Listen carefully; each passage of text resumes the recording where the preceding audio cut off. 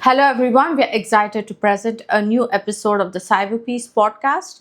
Join us as we are privileged to have Lt Gen Raj Shukla as our special guest, sharing his invaluable insights on geopolitics, statecraft, national security, technology, and leadership.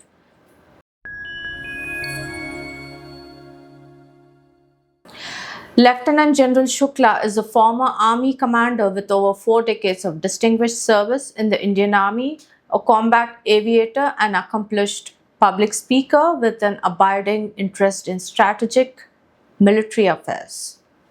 Welcome to the CyberPeace Podcast, sir.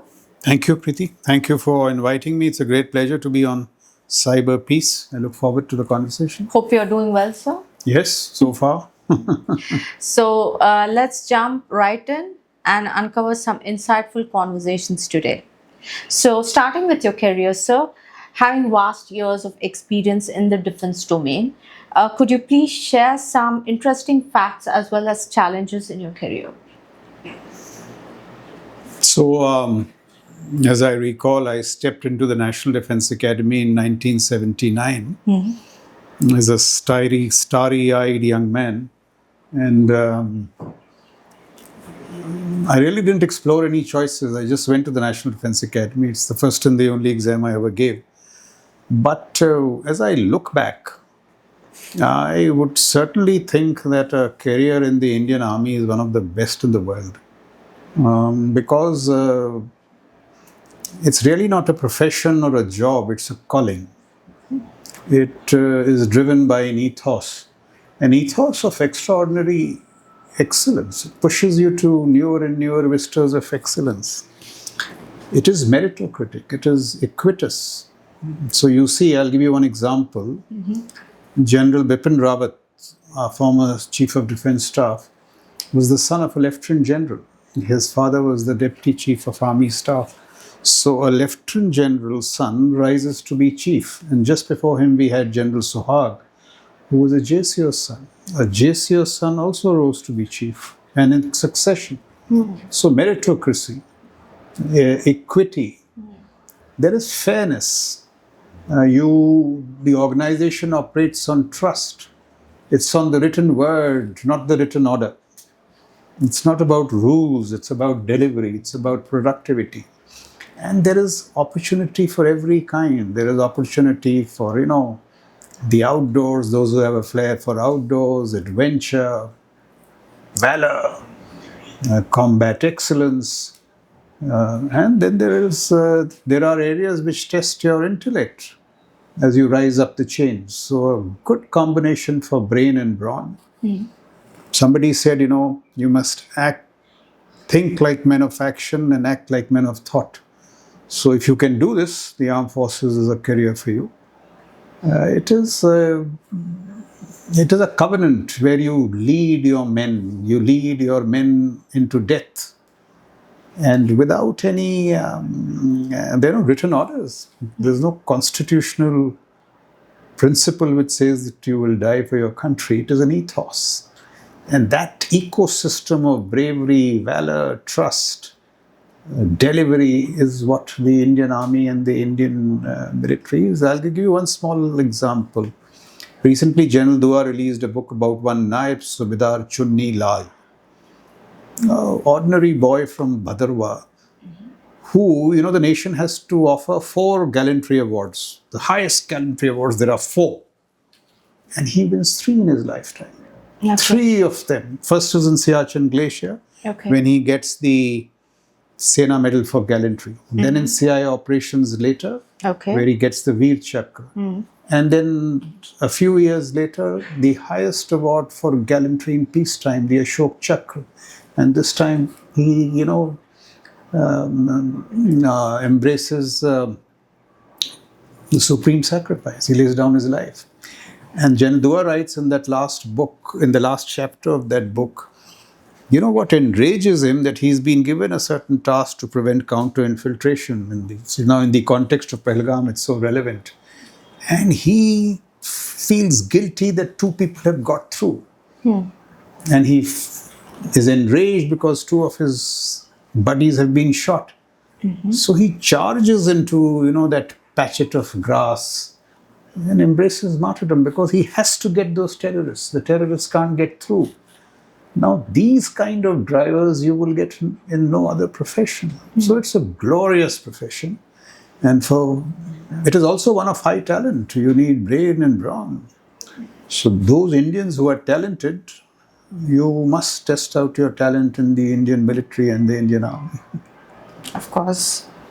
It's glorious, of course. So, yeah. So, moving to advancements in technology, these advancements in technology have fundamentally altered the landscape of national security and statecraft in the 21st century. So, how can this reshape the traditional concepts of national security and statecraft? See, while technology is driving geopolitics and national security like never before, and that is because I think we are in a unique technology moment in our history. Unique technology moment because of AI, quantum, blockchain, cyber, space, dronery, and all these, what I call the emerging storm of technologies. But if you look at Ukraine and you look at Pahalgam, look at Ukraine. 3 eras of warfare coexist. So you still have World War I trench warfare. You have the blood and gore. 3,000 people are dying in Ukraine every day. Yes. About 15 lakhs have either lost their life or been grievously injured. So men still die in combat. Manpower matters. Blood and gore matters. Raw courage, valor matter. That is one part. The second is you still have Cold War era legacy systems like fighters and tanks and all. They matter. If Pahalgam escalates, you'll see this. Yet, both these dimensions are being taken to a new high because of what you say, bleeding edge technologies. Look at what Starlinks has done. Starlinks, apart from giving high speed, low latency internet, gives you positioning and communications. Without positioning and communications, no dronery will occur. In Russia, I'm told that 80% of Russian casualties in Ukraine conflict, 80% of Russian casualties in men and equipment have come not from infantry, not from armor, not from artillery, but from dronery. Okay. Drones are used for surveillance.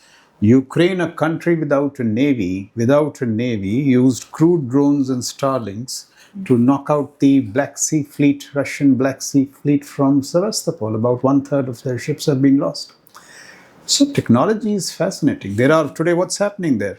You have drones, you have localized AI killing machines, so you are reducing target engagement cycles. I'm a gunner. Traditionally, gunners would complete their shoots, artillery shoots in 35 minutes. Today, they are being finished in 4 or 5 because of... So, all 3 eras of warfare coexist, but Pahalgam tells you that manpower matters. Technology can supplement, but technology can never substitute manpower. So, warfare is an amalgam of all this. Blood and gore, raw courage, valor, legacy instruments like aircraft.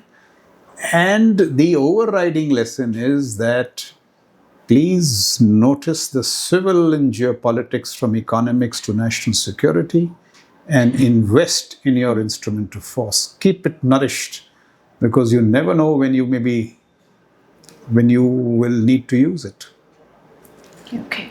Highest state of readiness. Your instrument of force must be in a higher state of readiness. That would be the wisdom of statecraft. Okay, so when you come to national security, by recognizing that national security is not a zero-sum game, leaders should focus both on protecting their own country's interests while also engaging in collaborative efforts with other nations. So in what ways can leaders effectively balance national security interests with the need for international cooperation in a rapidly changing geopolitical landscape? So the first thing I would note is that in geopolitics, you have seen one swivel and one tsunami. So the swivel is Bill Clinton in the 1990s said that it is the economy stupid, meaning that at the end of the day, it's just the economy that mattered. On recent evidence, see what's happening in Ukraine, West Asia, now Pahalgam. Look what's happening in Taiwan. I would strongly think it is national security stupid. National security stupid. So please keep your, as I said, your instrument of force well resourced. Look at what we all talk of in India, Vasudhaiva Kutumbakam, which is a wonderful idea. One earth, one family, one futures. But let us never forget the wisdom of Swami Vivekananda, who said that the world is but a gymnasium where nations come to make themselves strong. So in the real world, power matters, military might matters, strategic military capacities matter. Look at what Chanakya said. We all must listen to it. Why only our leaders? He said, अगर शास्त्र को भूलोगे तो अपनी संस्कृति खो दोगे. अगर शस्त्र का त्याग करोगे, instrument of force, तो राष्ट्र ही खो दोगे. So if you neglect the wisdom of your civilizational tenets, you will lose a sense of culture. But if you forsake the instrument of force, you lose your nation. So he's telling you that you must position the instrument of force in your strategic calculus in accord with the threats and opportunities. In India's case, I think we have a very grim national security environment. So the instrument of force must be positioned very centrally. Not only positioned, but kept nourished. I think that is what we all need to know. I've been of late wondering, isn't national security synonymous with economic prosperity? I mean, there can be no economic prosperity without national security. So I don't think we should draw these distinctions. You know, in the old days, there used to be that very silly guns versus butter debate. I think it was obnoxious because it lacked wisdom totally. Guns and butter complement each other. Okay. So right now, like you see, the world is moving, towards a more multipolar, world or era, you can call it. So nations find themselves having to balance ties with multiple power centers, each with its own set of priorities and objectives. So how can the rise of multipolarity in global politics affect the strategic calculations of nations regarding their national security policies? So, Henry Kissinger once said that geopolitics must flow in the veins of military officers. So national security and geopolitics are very closely interlinked. That is so. For you to be clairvoyant on national security, you must have a very fine understanding of geopolitics. So geopolitics is extremely critical. Multipolarity does seem to be in the offing, but the more nuanced argument, in my view, more pertinent to India is like this. I think the most defining contest today is between USA and China. But India is also a player. So I would say the next 2 decades are about this contest between a challenged hegemon. You see, America still has 25% of the global GDP. But in many other areas like technology, in the military sphere, it is challenged. So it is a challenged hegemon, a rising challenger, a challenger like no other.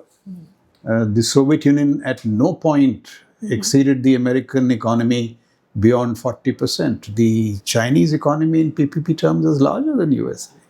Technology, it is challenging. There is a ASPE technology tracker. 2003 to 2007, the Americans led in 60 out of 65 technologies.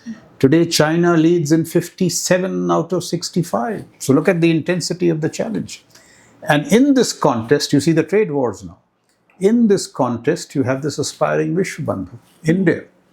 So we have to carefully see how, in a very agile and fleet-footed manner, we handle this contest. We position ourselves between this declining hegemon and this rising challenger. And I think that is the more pertinent issue. And of course, in that, the issues that will have to be determined is that will this be a multipolar Asia or a unipolar Asia? I mean, China's aspirations perhaps are to make it unipolar. We would like it to be more than that. Yeah. And in doing so, we must polish all our other relationships in terms of what Mr. Jaishankar, the Prime Minister, have been saying. Not only why equidistant, equi-close. So we must invest in everything. IMEC, Okay. our connection with the with West Asia, even to Europe, to the East. So we have to intensify all our engagements, be agile, very fleet-footed, maximize our interests. But our primary challenge, I think, lies in this bit: declining hegemon, rising challenger, and what does the aspiring Vishwandhu do? So it would need, as I said, very agile, fleet-footed diplomacy, investments in your instrument of force, in your strategic military posture. And one thing is very clear from Pahalgam, that this aspirational journey towards, through Amrit Kal, towards a Vikasit Bharat, is going to be full of national security challenges. Pahalgam perhaps is just the beginning. So we must brace up for these challenges, because see what's happening along the northern borders. The military component of the power differential with China is $450 billion annually. $450 billion. Okay. You have to resource that.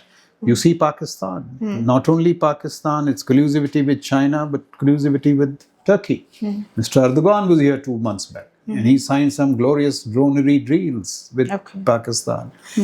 Terror, and you just see now how terror can blow over into a full-fledged national security crisis. Look at your east, Bangladesh, that base which is, people are talking about Lal Monir Hat, close to the chicken's neck. Mr. Yunus suddenly discovering the landlockedness of our northeastern states.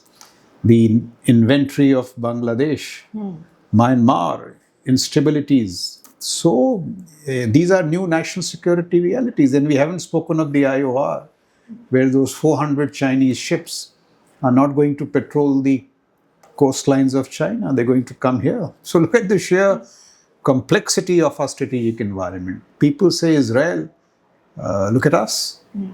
Are we not similarly challenged? So these are the realities, that our national security challenges, in my view, will only grow. And therefore, in that contest, we need to step up our game in national security in terms of looking long, taking a long view, technology, nuance, sophistication. So in terms of national security, I think this is the most exciting moment ever. And also, India is blessed with, islands like Andaman, which is strategic. That is, going to play a very important role, I believe, in the next maybe 2-3 years. You're right. So Andaman Nicobars should be a base for us to project our power beyond Malacca. Because it makes sense to meet your threats when they are distant than when they become very proximate. See, national security is not something you can wake up to during the crisis. You have to look ahead, because national security investments take 5 to 10 or more, a decade or more to materialize. So Pahalgam is one, apart from the immediate crisis, of course we will deal with it, but it should make us sit up to take a more longer term view of national security. And invest. People say deterrence is costly. I say wars are costlier. So we have to develop our whole game in national security.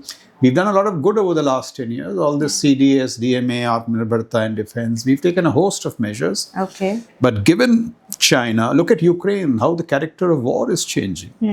So it's dronery, it's space, electronic warfare, AI.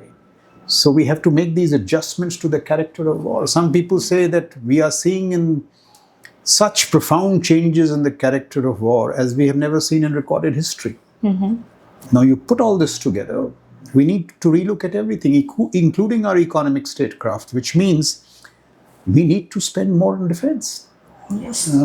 Because, as I said, we have to secure Amrit Kal.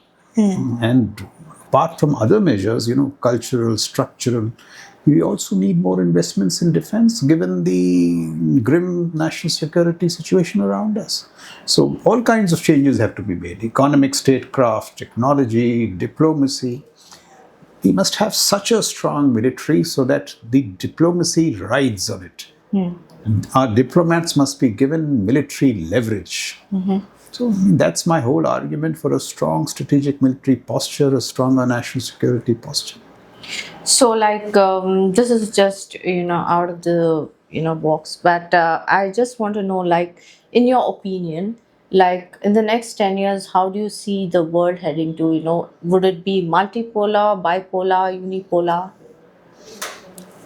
Yeah, I'm not too much of a fan of this. I have, as I said, the primary contrast is between USA and China. Now let's look at the other poles. Europe. Europe to me seems in decline. At one point it used to account for 34% of the GDP, now it is 17%. Their approach to technology doesn't seem to be very wise. They are regulating more than they are innovating. Look at their wisdom.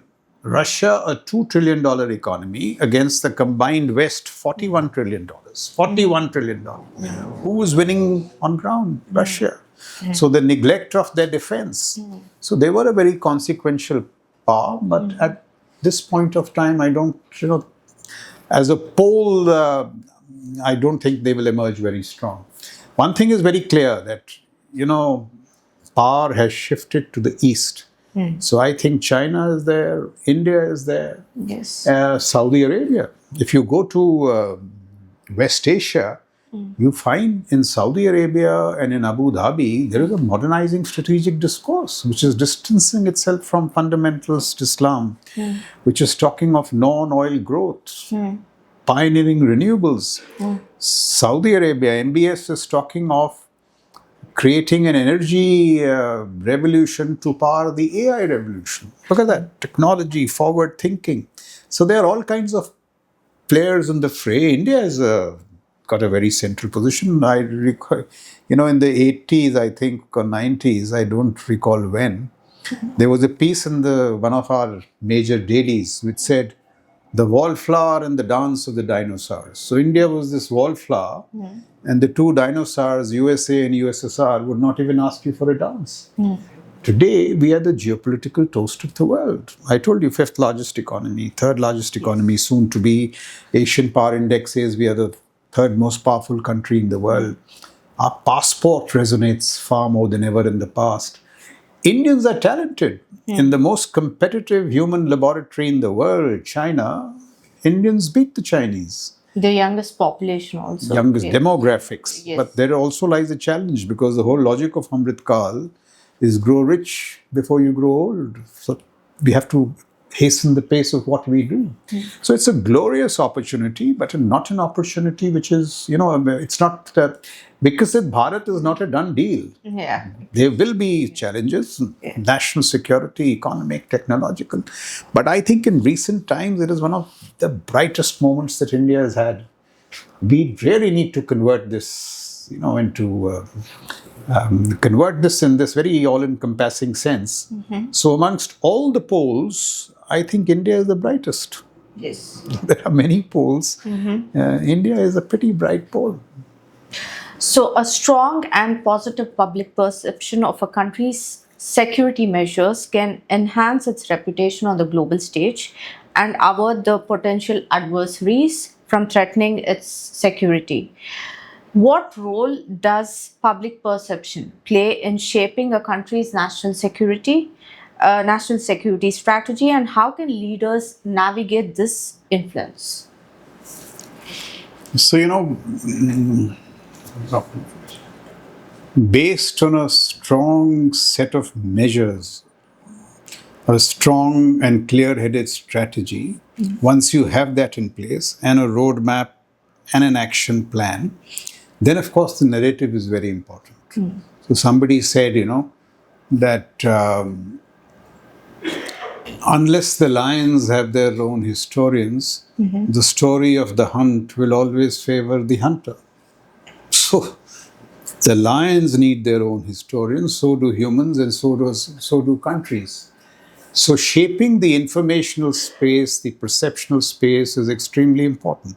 So we must have a roadmap of national security. The point that I'm making is that an ideational narrative, an information narrative, without a strong strategic military posture will be hollow.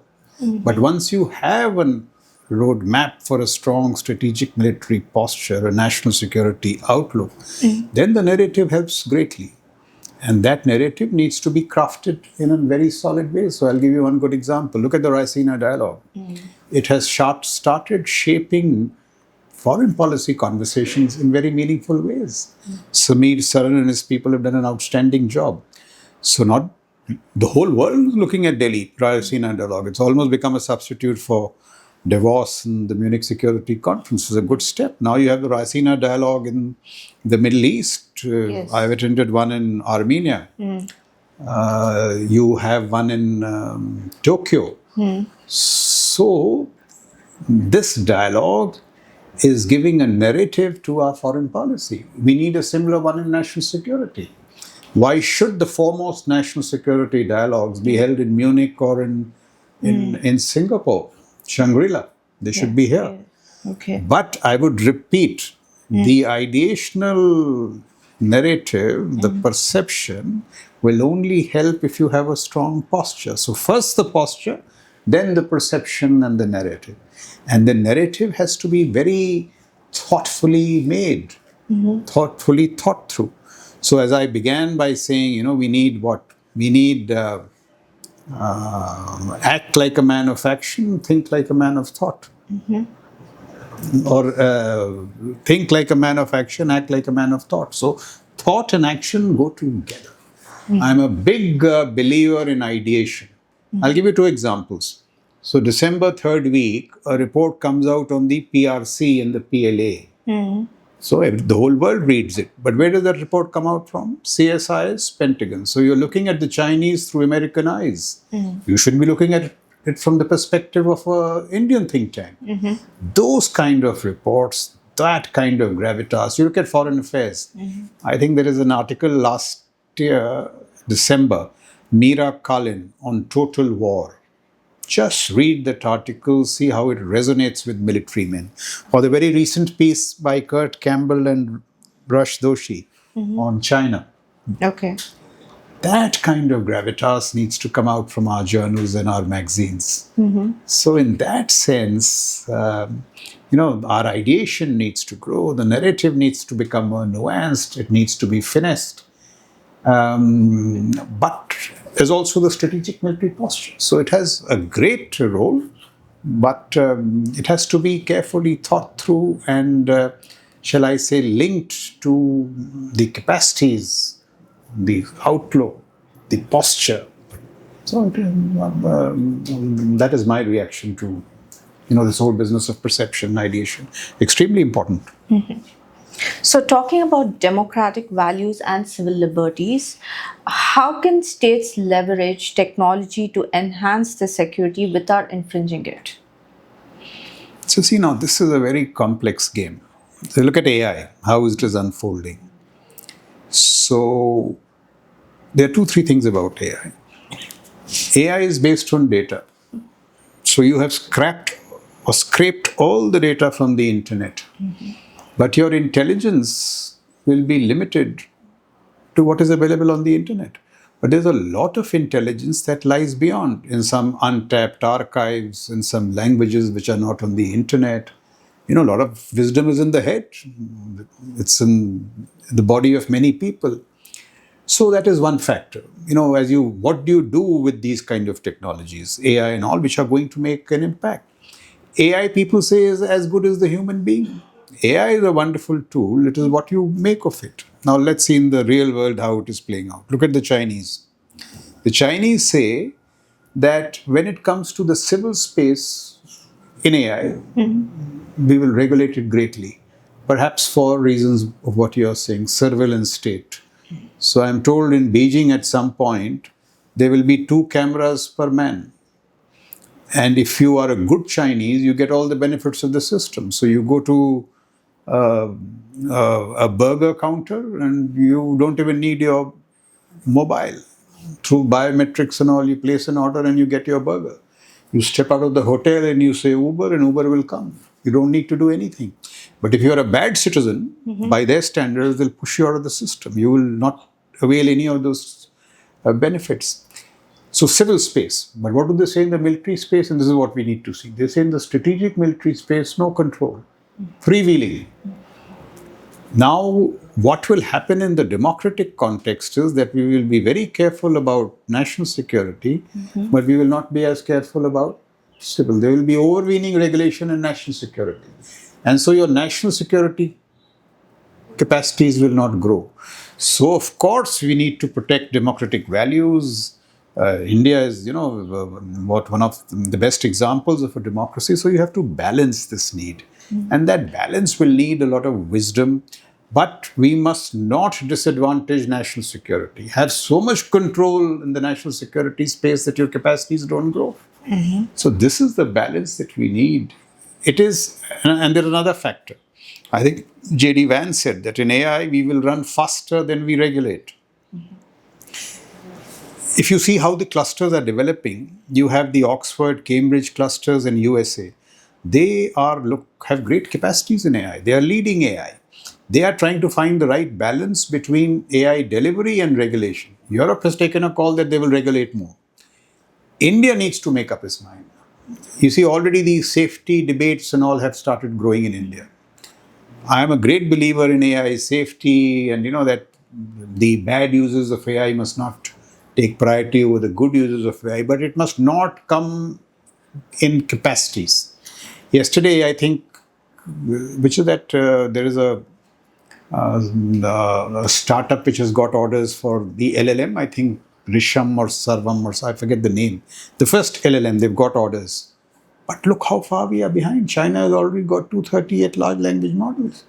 So this safety concern, values concern, they are very important, but they must not come in the larger way of development of capacities. AI can be used for all kinds of stuff. Look at quantum. Quantum can be used to breach nuclear codes. Yes. So we have to develop this very fine balance. And while we must go all for regulation, regulation must not come in the way of innovation. So much regulation that you can't innovate. Yes. In the past, we've made this mistake in space and other domains. So has to be very nuanced. It can't just be regulation and no innovation.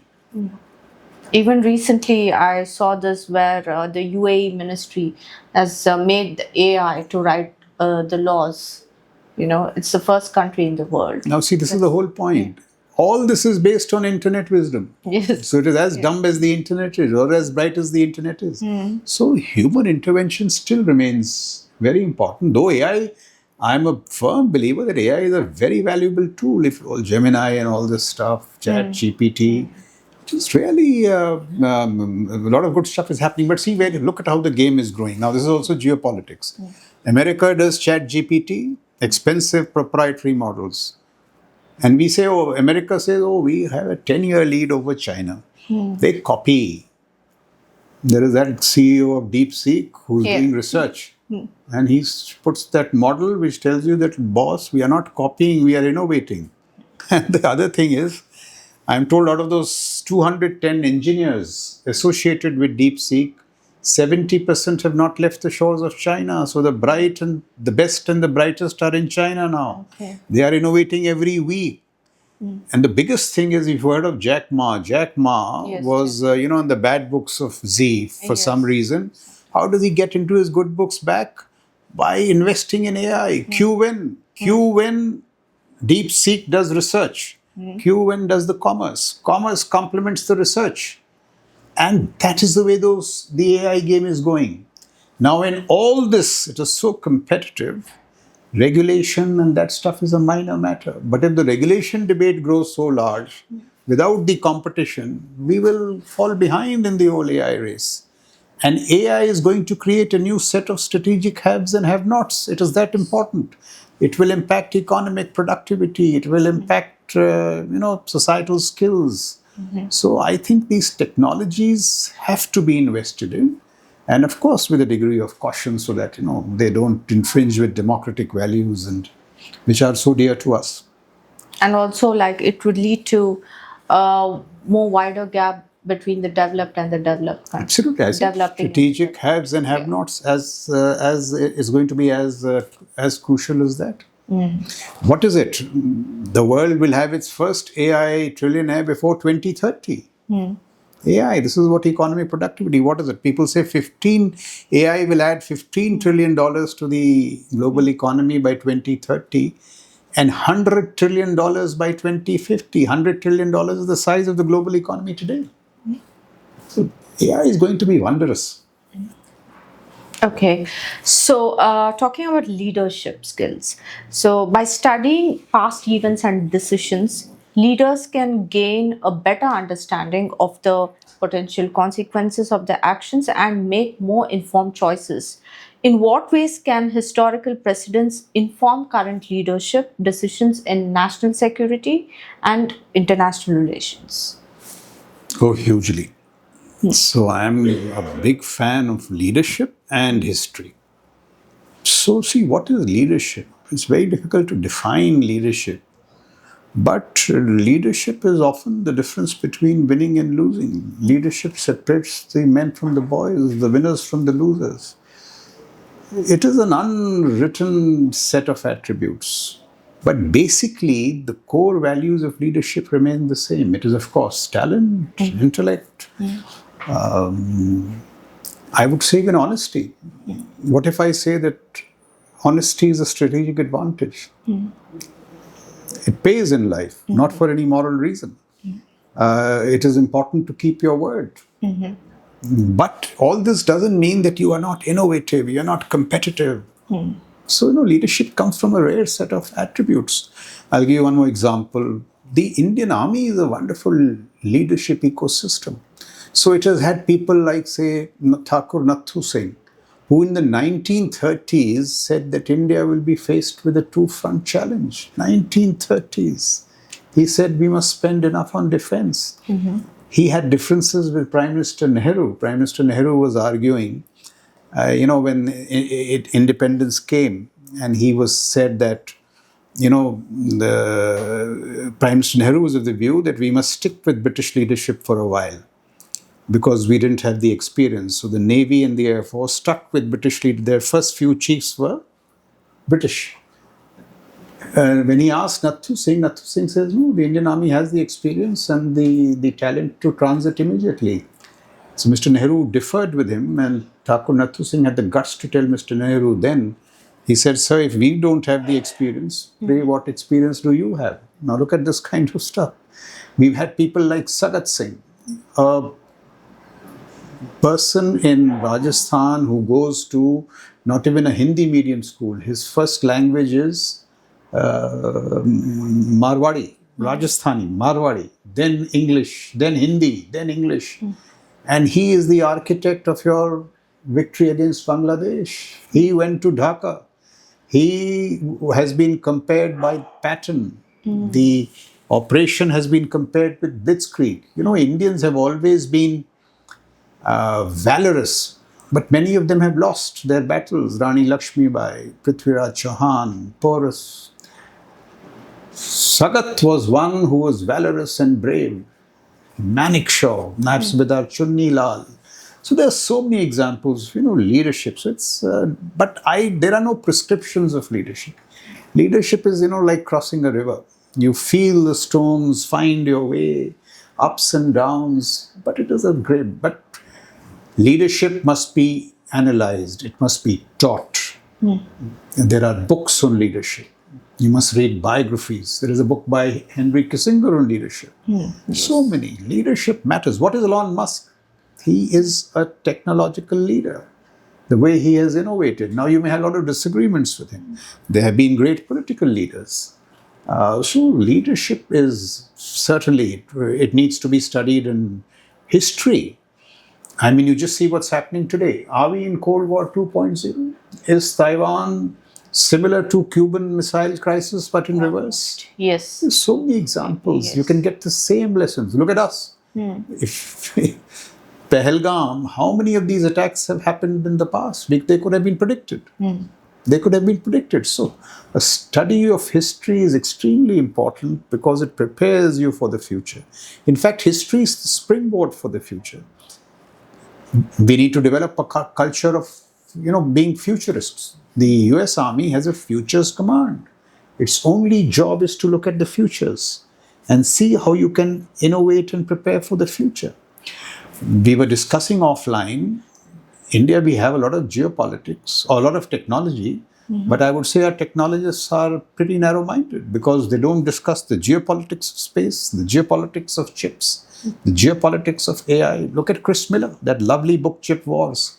It's not about the technical aspects of chip. It tells you how chip shaped Cold War I. If World War II was won on the back of steel and aluminium, today's wars will be won on the back of chips and GPUs. So, actually, wisdom, leadership, they lie at the intersect of technology, history, geopolitics, experience. Somebody said that leadership is nothing but wisdom, vivek in Hindi. And what is wisdom? Common sense and uncommon measure. So, this is leadership. Is wisdom, leadership, clarity? People say Vidya is not knowledge, or not merely knowledge, it is clarity. You can read 60 books, have no clarity. You can read 4 and have clarity. So it's a complex set of attributes. But leadership, not only in men, in thought, in national leaders, they define destinies. So I don't think leadership is taught in any of our universities. It must be a full-fledged subject, as should national security. I mean, it's coming up now. But we should have courses in leadership. We should have courses in history. Yes. Right. So, emerging powers, when you talk about emerging powers in the 21st century, these powers have been adopting several practices, several approaches to consolidate their position on the global stage. So, what strategies can these powers adopt to assert their influence in global geopolitics? So, while maintaining cooperative ties with established powers. See, geopolitics is about brutal competition. At the end of the day, it is brutal. So, let me say there are two words. In my world of utopia, there will be peace, there will be cooperation. And I'm not dismissing it outrightly, but in the real world, what is geopolitics? It is brutal. Look at the technology competition between USA and China. Look at the trade wars between USA and China. So, aspirationally, I would agree with you. It has to be this business of Vasudhaiv Kutumbakam, one earth, one family, one futures. Looking at joint futures in terms of climate change, in terms of ecology. But in the real world, it is extremely competitive. So I think what India needs to do now in its phase of development and its rise is to sharpen our levers of competition. Look at manufacturing. We have to make multiple transactions. We not only have to strengthen manufacturing, we have to strengthen our achievements in digital space. It's such a tragedy that we were the leaders in IT, we were the leaders in software. Why is that not converted into leadership in AI and quantum? You have to invest in all these, things together. So I think power, as I said, I'll go back to the same thing. There is a major civil to national security and there is a technological tsunami, AI and all this stuff.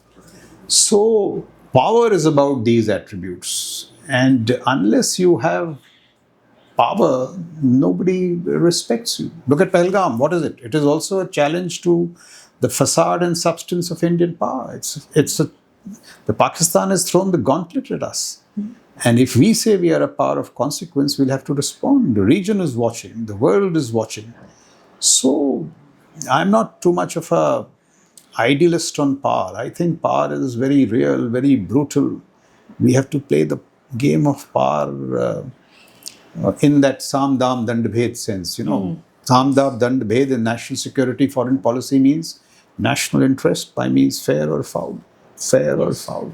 So the hard ball has to be played in the hard manner. I think Kautalya was right when he put it up. Yes, I think, though I think it's really not Kautilya, it's from the Yuddha Kundam. So Bharat Karna tells us, Okay. Sam, Dam, Dand, Bhed, Okay. Yuddha Kundam. This is what geopolitics is. Statecraft, actually, that's the right word. Statecraft. Statecraft, which statecraft is a fusion of national security, diplomacy, world views.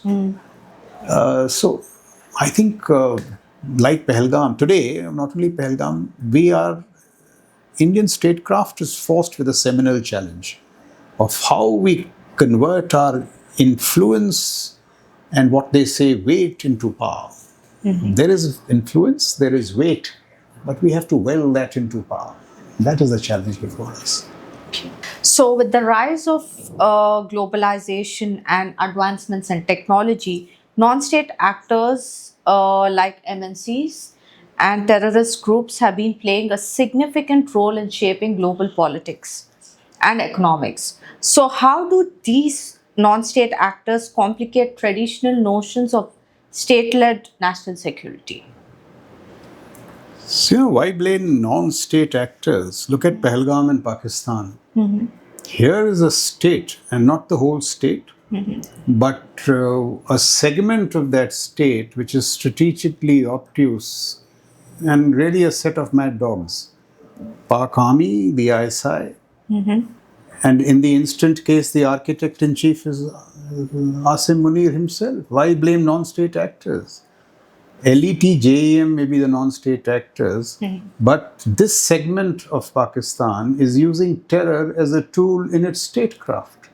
Terror as a tool in its statecraft. So this is not certainly non-state. It is very much state. It is proxy war. And they are using it as a tool in their statecraft. And therefore, in the context of Pahalgam, what we must now do is re-establish deterrence, which has hit this segment, the ISI, the Pak Army, which is using terror as a tool of statecraft, so that next time this, banish this from their mind space, that next time they think of using this option, they remember the great fury unleashed and desist from doing it. So this non-state actor is a smart coinage by some states in Pakistan. And because of this segment, the whole Pakistani state will be branded as this terror pariah state. So I do not think it is really non-state. It is very much state, at least in the Indian context. And therefore, they have to be hit hard. Hit hard in kinetic terms and hit hard ideationally. So the Indus Water Treaty, what shall we say, freezing or putting it in abeyance is a good way of beginning. That you cannot use terror as a tool of your statecraft. So why non-state? It is state, at least in the Indian context. But in the larger sense, you see, this terror threat is not going away easily. You see, look at jihadis, look at Yemen, look at Syria, look at what's happening in the areas of Sudan, the Horn of Africa. So, along with big power competition, which is USA and China, you have the jihadi threat, which is as live. Yes. Globalization, if Trump 2.0 works well, is dead. In fact, there they are. Globalist is a pejorative term. They say, oh, he's a globalist. Means he's worried about the globe. He's not worried about the poor American worker in USA. So I think the nature of globalization is being questioned, though we've seen a lot of good stuff happening from globalization. But I think one of the principal critics of globalization is that its benefits have flowed to an elite. And since inequity has grown, for example, a first world country like USA, there are deaths of despair, suicides, because the lower middle class and the middle class have lost their jobs, those rust belts. So globalization is a complex term. At one time, it was at least thought to be doing well. That whole concept is now under question, under threat. And jihadi terror is raising its head again. And there are states like Pakistan, which I said are so strategically obtuse that they are practicing it as a tool of statecraft. So, as advanced surveillance technologies continue to evolve today and become more widespread, the ethical implications surrounding their use have become increasingly significant. What are the ethical implications of using these technologies for national security purposes, and how should leaders address these concerns? So, as I said, in the initial question, all these technologies can be game changing. AI, quantum, Starlinks, all these technologies. But you see what? Starlinks was what? Starlinks was designed as off grid, high speed internet to be used in remote areas. But it became the central tool in Ukraine. Without Starlinks, Ukraine would have been done and dusted. Yes. So the point is that, in fact, my view is, see, we must stop drawing these distinctions. One reason China is beating all democracies, including India, is because it doesn't think this way. It thinks, talks of civil military fusion. So their shipbuilding yards, shipbuilding corporations, power global commerce, also power the growth of global navy. They draw no distinctions. Chips. Look at the way they encourage startups. So if you're a startup, you will get your first orders from the military. Then I will hold your hand till commercial viability. And if you're a particularly bright startup, I'll hold your hand to destroy adversary competition. So the military is doing this. In our case, what will we do? Civil and military. It should not have military uses. So I think our whole outlook towards this, needs to be changed. All technologies have civil and military uses. We will need to use them for national security, for economic productivity. And of course, there has to be responsibility. So the kind of balancing so that it's not misused has to be a function of the state, the sovereign state. And like the USA evolves its own what shall I say, ethics ecosystem. It decides for itself what its ethics are. Just as China decides what its ethics are for itself, so should we. For example, अभी बात कर रहे हैं कि भाई get evidence dossier for what happened in Pahalgam. When USA took out Soleimani or Al-Zawahiri, did they present a dossier? No, they deduced from their the various inputs that they had that Soleimani is doing what he is. He is harming American interests and took him out. So while we must continue to be very, very responsible, we must not let these urgings of responsibility come in the way of developing capacities. So it is nuanced in that sense. Today, nations have been facing economic crisis and pandemics, which threaten their national security. So, in this context, how can leaders foster resilience within their nations to withstand such geopolitical shocks? So, since the pandemic is a recent event, let's see what happened in the pandemic. So, the first thing that you need to do is capacities. So, this is the time to invest in health capacities because we saw during the pandemic how the whole health system was challenged. Yes. This is the time to invest in supply chain and therefore Atmanirbharta. Because in fact, the pandemic was a major challenge to globalization because when the time came, everybody withdrew into their own shells and their own unique, the worldview of national interest. America linked giving vaccines to, I think, some state, I think Venezuela, linked it to making a military base available. When the pandemic was at its peak, China did Galwan. So this is the brutality of geopolitics. So if you look back, do the same things. Invest in capacities, health, supply chain. On a larger, if you have to take a wider worldview, the point that the world should look at is that pandemics are not unpredictable. So many people predicted this pandemic. So is it possible to predict pandemics? What steps can we take to prevent their occurrence? But largely it is about, investing in your supply chains, investing in your health systems, resilience. These are all challenges of statecraft. And that's why I say, these divisions between national security, health, economic prosperity are all dwindling. Everything seems to be a matter of national security. Pandemic was a national security event. So we have to take an integrated view of all these issues. I think that's the central lesson. So we come to the end of the podcast, sir. So before we end the podcast, what message would you like to give to CyberPeace?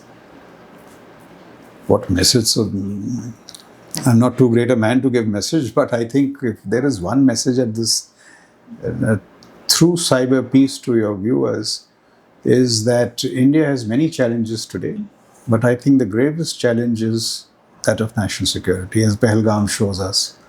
And as I said before, now that India is rising, we are getting into this gymnasium of bigger power competition, what Swami Vivekananda spoke of.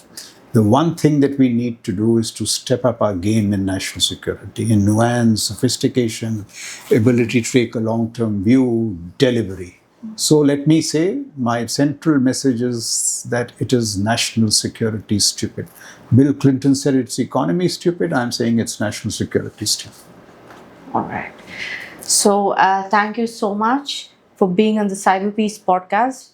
And, a lot to learn from you, sir. So maybe, hope so, we can have you again, to talk about more about the national security. So thank you so much. So thank you, Preeti. Thank you, CyberPeace. I enjoyed this conversation thoroughly.